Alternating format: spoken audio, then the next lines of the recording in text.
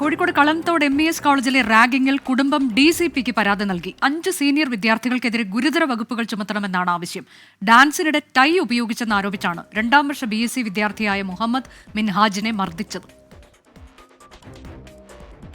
കളംതോട് MES കോളേജിലെ 2ാം വർഷ വിദ്യാർത്ഥിയായ Muhammad മിൻഹാജാണ് senior വിദ്യാർത്ഥികളുടെ ക്രൂരമർദ്ദനത്തിന് ഇരയായത്. റയീസ് എന്ന് പറഞ്ഞ വിദ്യാർത്ഥിയാണ്, സീനിയർ വിദ്യാർത്ഥിയാണ് അടിച്ചത്.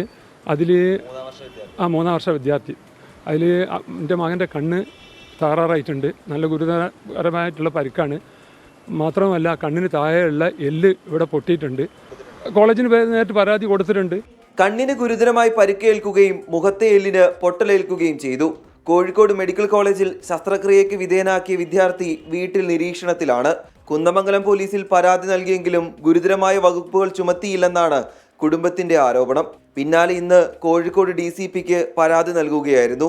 ഡാൻസിനിടെ ടൈ ഉപയോഗിച്ചതാണ് സീനിയർ വിദ്യാർത്ഥികളെ പ്രകോപിപ്പിച്ചത്. ഇത് ചോദ്യം ചെയ്തതിലുള്ള തർക്കമാണ് ആക്രമണത്തിൽ കലാശിച്ചത്.